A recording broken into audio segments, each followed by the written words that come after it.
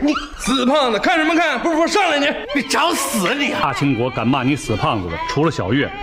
这是第二人呢。纪晓岚为了替和珅解围，特意邀请太后去戏园子看戏，表示去了之后就能见到小马了。太后一听，瞬间来了精神，随后众人就微服出宫，陪着太后来到民间看戏。不过这里的环境实在不怎么样，还没开场，一名伙计就随手甩飞一张抹布从太后面前划过，吓得老太太急忙询问这是干什么。纪晓岚见状，赶紧解释说是民间看戏都是这样的。和珅则是趁机劝说太后尽快离开此地，表示这种乱七八糟的场所实在不是您该来的地方。然而太后却非要给纪晓岚捧场，看看他究竟写了什么好戏。乾隆见两人争着给太后献媚，当即把手一挥，让他们别扫了太后的兴致。这时，一名穿着开裆裤的小孩站在招牌前撒尿，看得众人是目瞪口呆。太后急忙用手帕捂住鼻子，乾隆也觉得够热闹的。而后面的和珅可就惨了，被扔了一脑壳瓜子皮。这谁这么不长眼睛啊？啊！死胖子，看什么看？哎！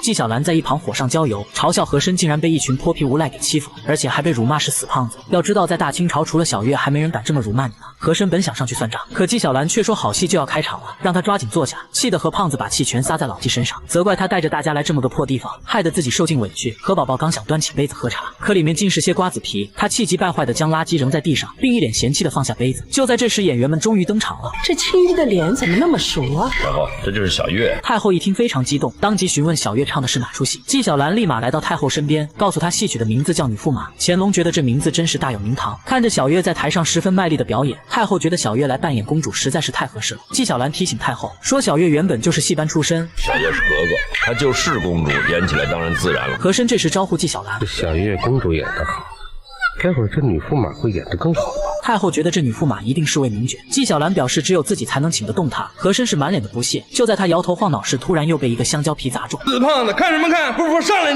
你找死你！和珅刚想上去算账，却又被乾隆的咳嗽声打断。虽然何宝宝是一脸的委屈，可乾隆跟纪晓岚都让他别打搅太后看戏，和珅只能委屈巴巴地坐在角落里生闷气。台上的小月这时让侍女把宝剑交给他，而楼上的无赖见和珅比忍者神龟还能忍，一直呼唤死胖子上来啊！气得和珅又想要跑上去决斗，可纪晓岚却把手往前一指，示意他继续忍下去。楼上的无赖见状立马嘲讽和珅没种。虽然和珅不跟他们计较，可小月却不乐意了，因为大清朝只有他才能欺负何胖子。为了替和珅出气，他用宝剑打翻伙计端来的果盘，直接砸向楼上的几个泼皮。好，小月打得好。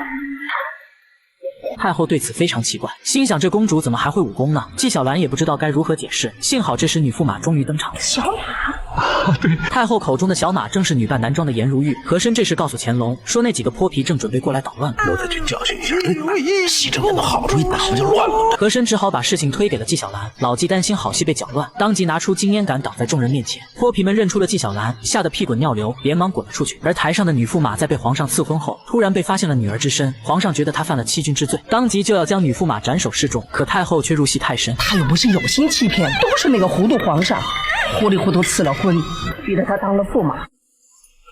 他呀也是没办法。纪晓岚这时故意询问太后，要是您该怎么处置？无罪，恢复他女儿装就是了。和珅这时提议让纪晓岚改本子，太后觉得有理，当即命纪晓岚马上修改。就算是我改了，戏子也没办法背词儿，这个戏他就没法唱了。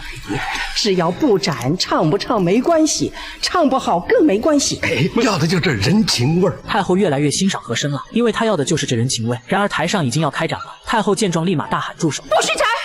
太后皇上在此，你们还不跪下？太后刚上台就立马赦颜如玉无罪。小月听后立即表示颜如玉就是小马的原名。太后这才知道颜如玉女扮男装是为了隐瞒她是严禁女儿的身份，于是当场赦免了她的罪过。虽然解除了小月和颜如玉的婚事，可是乾隆却对颜如玉是朝思暮想。